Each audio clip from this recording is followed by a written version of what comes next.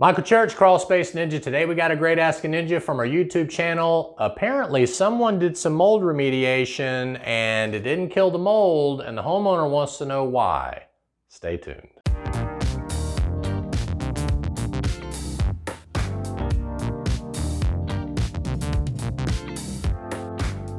If you're new to Crawl Space Ninja, we talk about everything related to crawl space encapsulation, mold remediation, waterproofing. We hope you'll subscribe to our channel, ring that notifications bell, follow us on Facebook. Make sure you check out our DIY store and our franchise opportunities. Okay, so one of our viewers had a great question.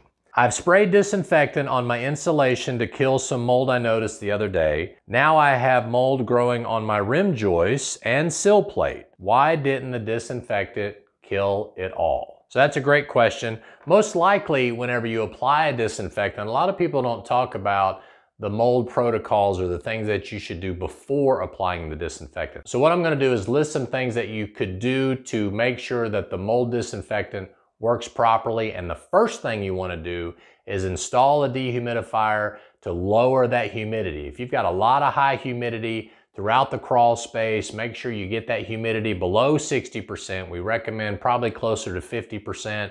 So make sure that you got some kind of active dehumidification going on to lower that humidity. That would be step one. Step two is, as that dehumidifier is addressing that humidity, I would remove any type of subfloor insulation out of that crawl space. Believe it or not, subfloor insulation is basically a big comforter that's sitting up inside that subfloor, and it can trap a lot of moisture and take forever to dry out. So the best thing to do is just remove it and dispose of it, because a lot of times if it's fiberglass, once it gets wet, it's compromised its R value anyway, and you certainly don't want to reuse it if the R value is compromised, or perhaps there's mold in the insulation itself. So go ahead and remove and dispose of that insulation to allow that dehumidifier to dry out that subfloor even faster. The third thing I would do after you take out that subfloor insulation, you want to monitor whether that wood has begun to dry out, like that rim joist you were talking about and that sill plate.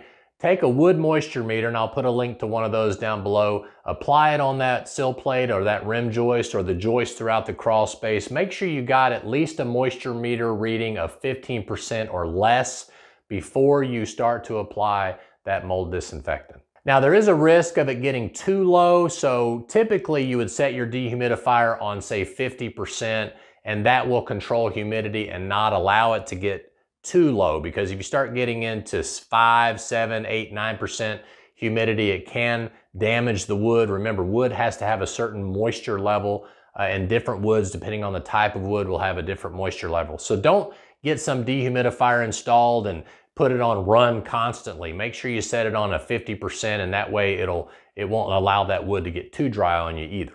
And of course, I don't even know why I say this, but it needs to be said. A lot of companies will install a dehumidifier and not seal the vents. If you do that, it's kind of like running your AC with the windows open, okay? So make sure that you do the best you can at sealing all the vents but one, and I'll talk about why here in just a minute, but we are focusing on drying out the crawl space at this point and getting it ready for mold remediation. So sealing all of the vents in order to do that is okay. And then once you've got the mold remediation done and you got that dehumidifier permanently installed, of course, we always recommend an active ventilation system to move those soil gases out, which means you would open up one of those vents and blow air out of the vent. 1 CFM for every 50 square feet is what is recommended by the EPA. Of course, if you've got any flooding or standing water in the side of the crawl space, or you don't have a vapor barrier down, believe it or not, the dehumidifier is going to have to fight against all of that moisture that's on the ground, okay? So if you can go ahead and install a sump pump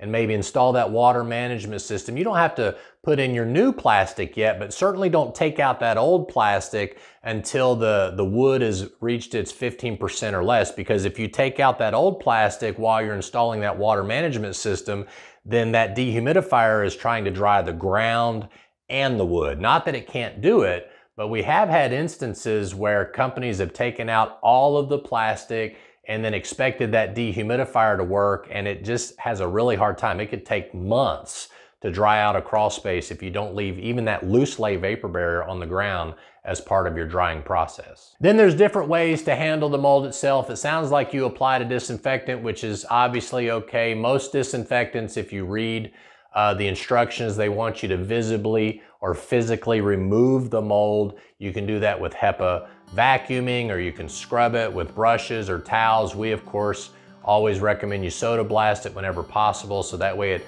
strips all that visible mold off. Then we would apply a disinfectant and even try to get you to apply a protectant like the X70. So I'm Michael Church. I hope that helps answer the question of why the mold came back. If you did all those things and still had the mold coming back, I hope you'll let me know down in the comment below. Michael Church, Crawl Space Ninja, we hope you make it a happy and blessed day, and we'll see you later.